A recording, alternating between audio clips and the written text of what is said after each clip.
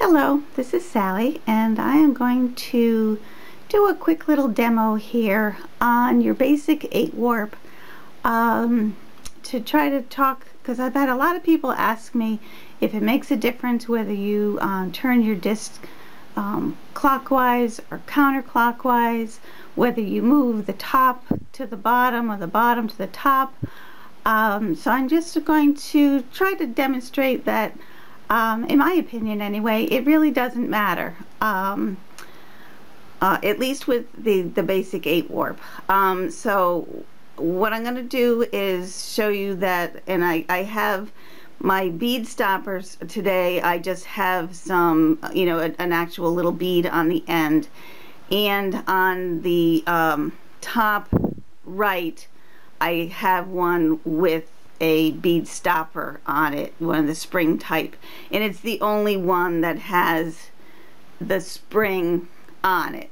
So I also just want to show that at least in my videos and in my patterns and tutorials, I always start with the chord that's in the top right and move it to the bottom right.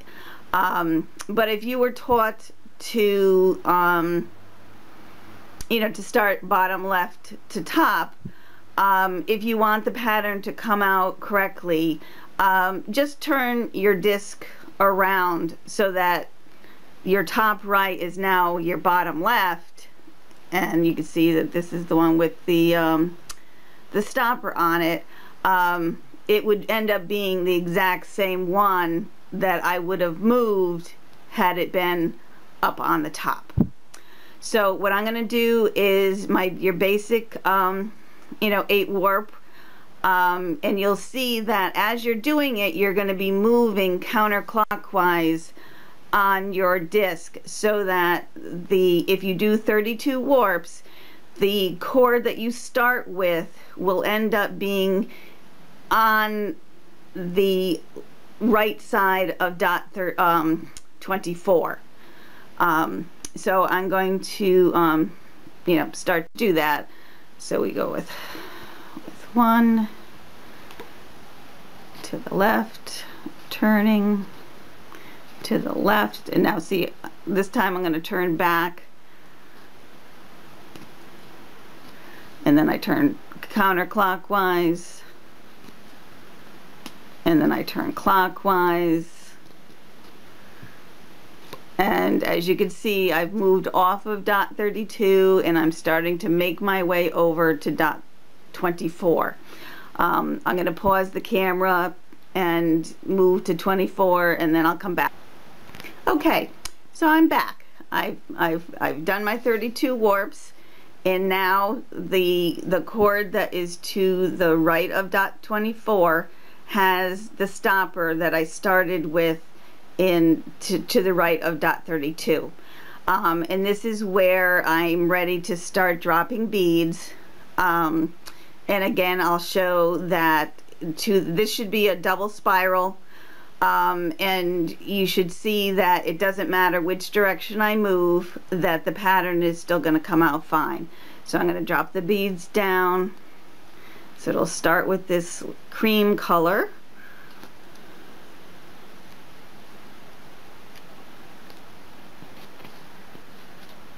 And you see I did a quarter turn there to the right. And now I'm doing the quarter turn to the left. And I do that so I don't have to reposition my hand.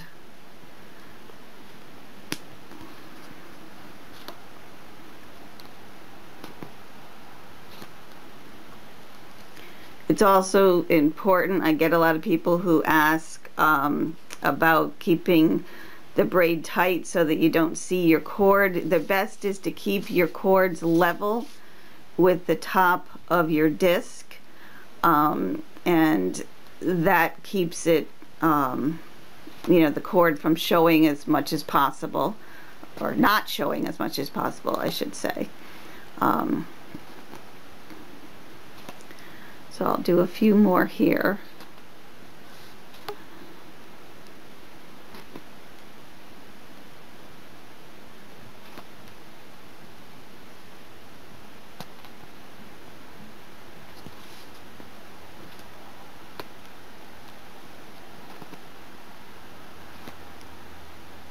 as you could see when I'm doing this, when I'm moving the cord that's on the top to the bottom, the bead basically drops in place because gravity kind of helps it go in there.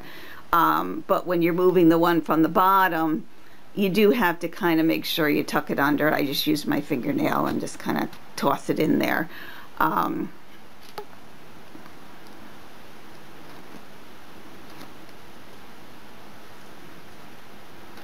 that helps. And now you can see that the bottom,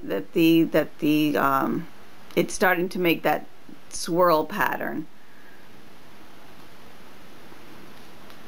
So I'm going to do a little bit more. Again, I'm going to turn the camera off just so that you don't have to sit here and watch me braid for a half hour.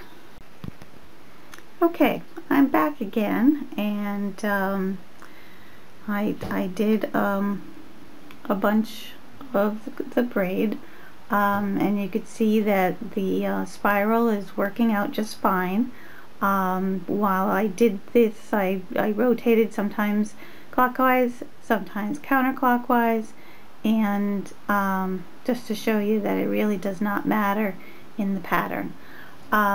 It may matter if you're doing something other than a beaded 8 warp, but as long as that's what the pattern calls for, you should be fine with, you know, whether you start with the top right and then bottom left, or whether you go bottom left to top right.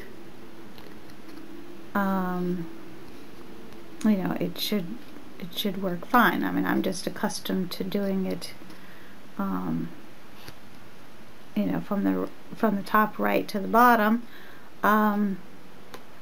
You know, but if you're more comfortable doing it from the bottom and moving it up, then that's what you should do. And like I said, the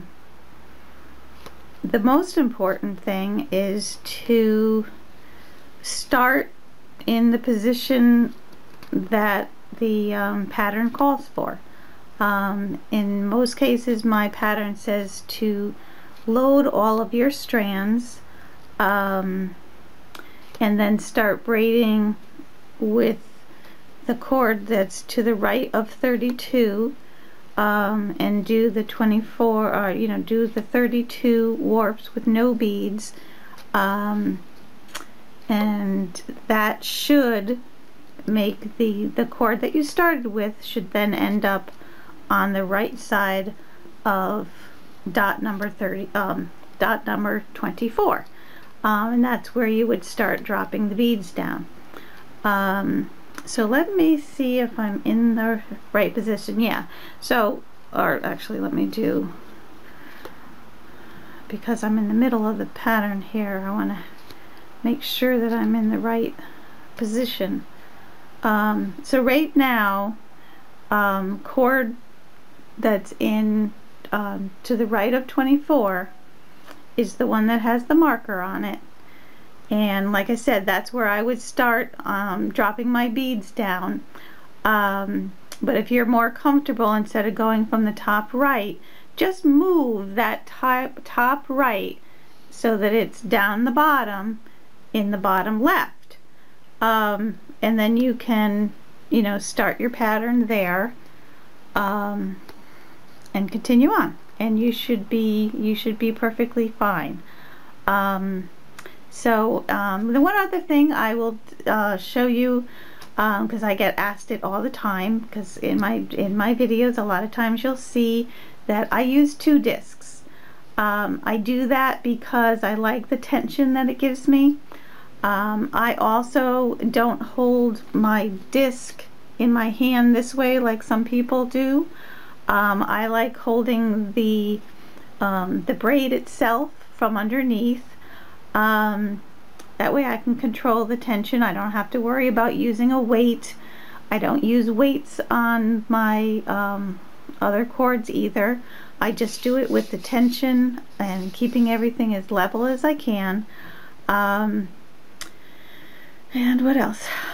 So the 2 discs, like I said, helps with that tension. I did that by accident. I was working on a disc that I was, doing a large necklace, and the cords kept slipping on me. Because these discs do loosen up. So I slid on the second disc and loved the way the tension felt. So I've been doing that ever since. The only thing is, because I do hold the braid from underneath, I found that this right angle of the hole kind of bothered my thumb. So what I did is, on the bottom, I just took a knife and kind of cut it on an angle. It looks kind of sloppy, but it actually feels more comfortable than the right angle did. So this is the one that I always put on the bottom. Sometimes I'll take the 2 discs and I actually glue them together with some E6000, but you really don't have to. You can leave it separate. Once you have the cords, going through the 2 slots on both discs, it does hold it in place, and you don't have to worry about it shifting. It works just fine. This particular one does have a dot of glue in there. So anyway, don't be afraid to move your disc from one side to the other. Like I said, if you're if you continue, if you want to always move it counterclockwise, by all means do it that way, or move it clockwise, whichever way you're more comfortable. But if you're nervous about forgetting which way you turned it, that's where I'm trying to say is that it really does not matter. And like I said, because I hold mine from up underneath, I have the cords dangling on one side of my hand and then the other side of the hand. So if I move the disc from from this position, and then the next one from this position, the cords are still hanging properly, and I don't have to move my hand, which just makes the braiding go a little faster. I don't have to keep repositioning, and then I move it back. So now, my hand is not really, I don't have to kind of reposition. If I did this, I'd constantly, you could see, the cords would constantly having to, flip over my arm. So by rotating it from left to right and left to right, it's easier for me. So that's it. That's my story, and I'm sticking to it.